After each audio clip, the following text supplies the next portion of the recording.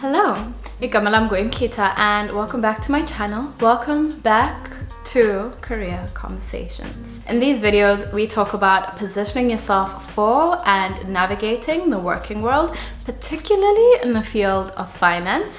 And if you haven't done so yet, then I highly encourage you to watch my other career conversation videos, which I'll link in the description box, so that you can get a more fulsome picture of my content. Now, I was recently invited to a podcast held by a society at my alma mater, which is the University of Cape Town, or UCT, and we had a really interesting discussion, but one question stuck out for me.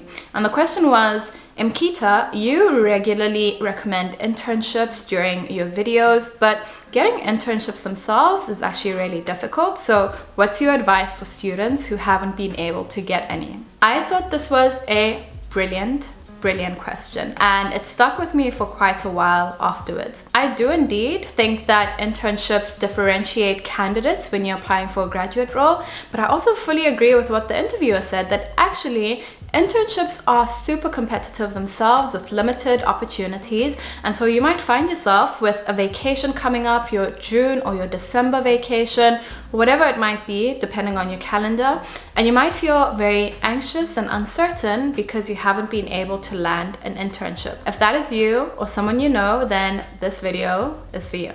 As I said, I've been considering this question since that interview, and I've had a number of new thoughts and ideas which I hadn't mentioned then, but I think could be really helpful for university students who have a VAC coming up. So we're going to discuss 4 key areas or 4 suggestions if you haven't landed an internship. The June and the December VAC in South Africa can be pretty long. For university students, you're looking at a month plus off.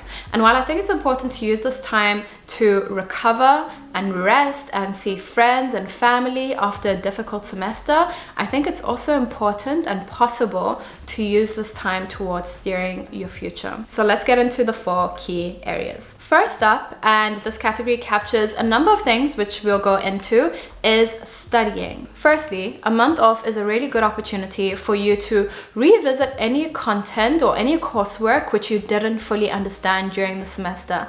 This is uninterrupted time, no lectures, no tutorials, so really refine your understanding, especially if these are foundational elements of the rest of your degree. For other people, this month off might be used towards preparing for your supplementary exam, and in that case, give it your all. Next, you could use this time towards an online course. There are a number of free course providers such as Udemy, Coursera, I think Harvard, and the School of YouTube. So find a topic which piques your interest and spend some time on it. For example, you could take a course on the Microsoft package on how to use PowerPoint and Excel, which are super relevant for the working world. Or you could use the time towards corporate finance courses like valuations and financial markets, etc. Then the next 2 categories are very much dependent on funds. They are nice to haves if you have the funds, not the end of the world if you do not have the funds.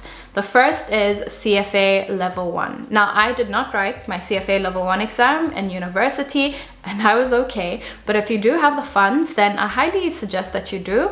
CFA still makes a big difference in the South African job market, and it helps you stand out. The next one is taking your learners or your driver's test. Now, this isn't very relevant to the working world. Do not put this on your CV. Also, if you would like a video discussing a CV template, then we can do that. But we no longer put driver's license and criminal record on our resumes. But I think that the ability to confidently drive a car is a good life skill to have, a nice life skill to have, not necessary. And once you get the test out of the way, you're sorted for the next 5 years and you don't have to worry about it again. Next category, number 2, is using this time towards work. Now, we've established at the beginning of this video that this is for people who haven't landed internships, and work isn't only internships. There are other ways to gain work experience during your VAC, which could include working at your local bookstore or stationery store or waitering at a nearby restaurant. And these might not be 100% aligned with the job that you're trying to get into, but you learn great soft skills which you can speak to. For example, I worked at a stationery store, a chain called Walton's, during my December vac of my first year,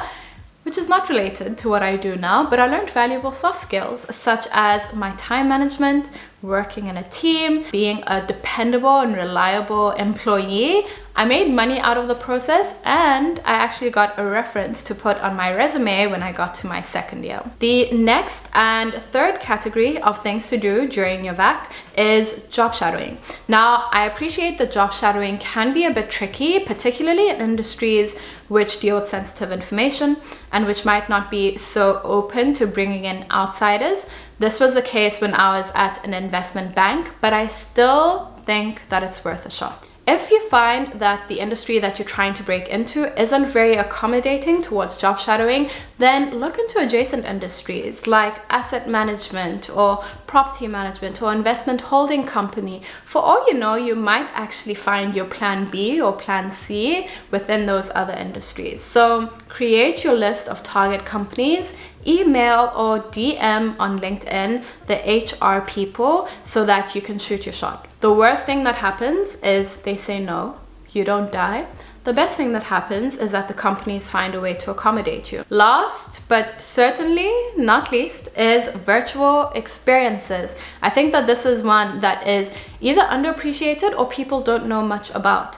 In my experience screening CVs at an investment bank for graduate roles, I found a very small handful of students who had virtual experiences on their CVs. Because these are available to everyone and have no entry requirements, I think that they are a great use of your time during your vacation period. A number of companies offer virtual experiences, and sometimes these are pre-recorded, sometimes they're live, sometimes they are a number of hours, a couple of hours, sometimes they're a couple of days.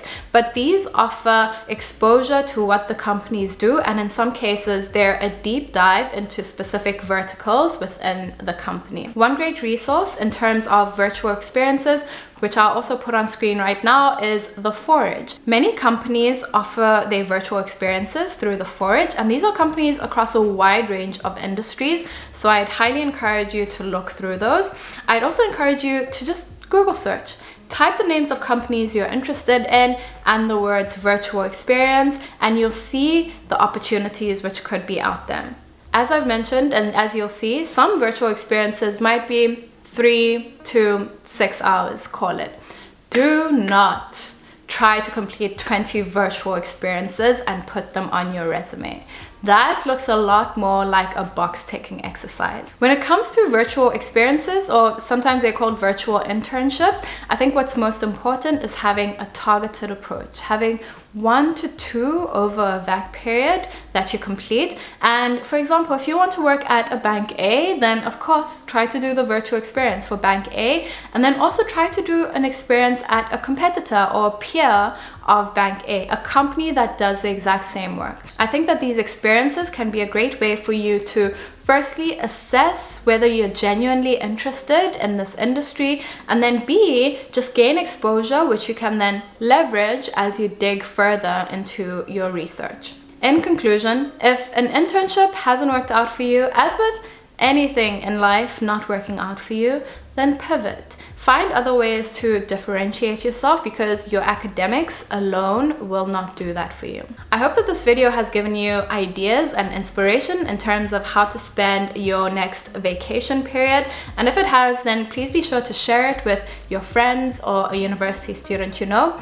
If there are areas which I haven't covered, any other ideas which you want to share in this community, then please do so in the comments section down below. And if you enjoyed this video, then please give it a thumbs up. I'll see you in the next one.